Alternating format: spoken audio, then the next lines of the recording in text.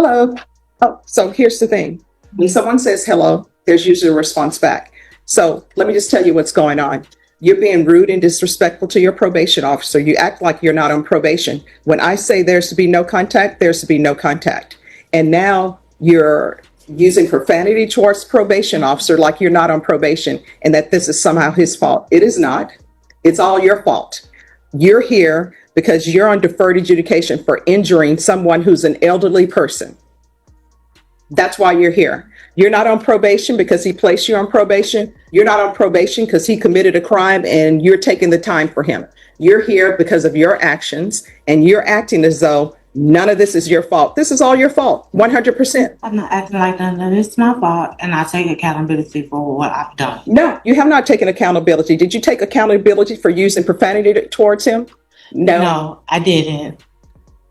And I don't know why people think that when you're in a situation where you should be using logic to find what are using your cognitive skills to decide how I'm going to proceed with this, instead you go after your probation officer. And the probation officer, let's be honest, every defense attorney will tell you a probation officer holds your life in their hands, because you know what? Let's say you're supposed to report to probation at 9 a.m.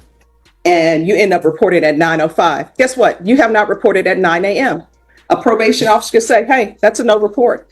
But sometimes they may take sympathy on you and say, I realize what's going on. They're here, but they don't have to do that. Yes. And you using profanity towards a probation officer is not helping your case at all. And I understand that. And the reason why I did, and I didn't, I just said the F word because he called me a liar. And when I didn't lie to him about any situation that was going on, I sent them all the information from my legal aid lawyer. I sent them everything. He even gave me his personal number for me to contact him. When I had to go to the emergency room and had to get a blood transfusion, he even offered to take me there. He called. This is not your blood. This is not about your blood. I know it's not about my blood, but it's he basically, when I went to go see him, he was telling me that I lied to him, which I never lied to him about anything. No. This starts with you wanting to go to a location where I said you are not allowed to have contact. That's where all of this came up. Then everything snowballs into something else. Yes, ma'am. And I did exactly what you told me to. I didn't go to that location. I filed my police reports. I did everything that I could do without going to that location. All right, so then that was it. I don't know. What do you expect him to do? Like, I like for people to just put their cards on their table. Sometimes people are like, judge, but I like everybody to have an understanding. So you go to him because you want to go to a location and retrieve items when I told you couldn't go to that location. So we're back to the point. What did you want him to do?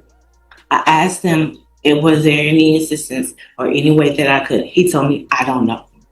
He told me he didn't know, he couldn't help me. So I didn't have no other choice but to call the police, make a police report. I had my daughter, she's 16 years old, to go there. When she went there, she took pictures of everything that was outside.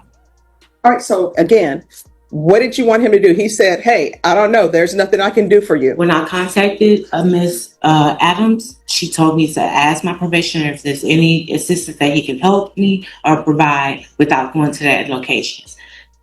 And he's saying no. And he said no. And I told him I don't have no other choice. My children is 16 and 18. They didn't have the money. They don't have money for you all. My daughter just quit her job because no one was able to take her to work. So I didn't have nobody else to help me get So again, I don't know how this translates into you using profanity against him. He's like, I can't help you. And honestly, it's not his job to help you get your things. Really, you know what a probation officer's job really is? And they'll correct me if I'm wrong, but their job is to make sure that you abide by your conditions. Everything else that they're doing is just extra, but that's not their job. It's not, for example, if you can't pay your utilities, it's not their job to find places for you to pay utilities. They'll do it. They'll say, here's some places that you can call. But that's not his job. And if he tells you, I can't help you with getting your things, again, we're back to the point. He says, I can't help you. So what do you want him to do? He's like, I can't help you.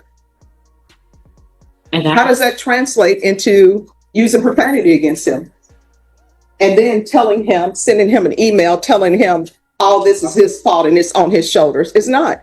All of this happened because of you. Guess what? You can't go to that location because you injured an elderly person. That's why it's all your fault.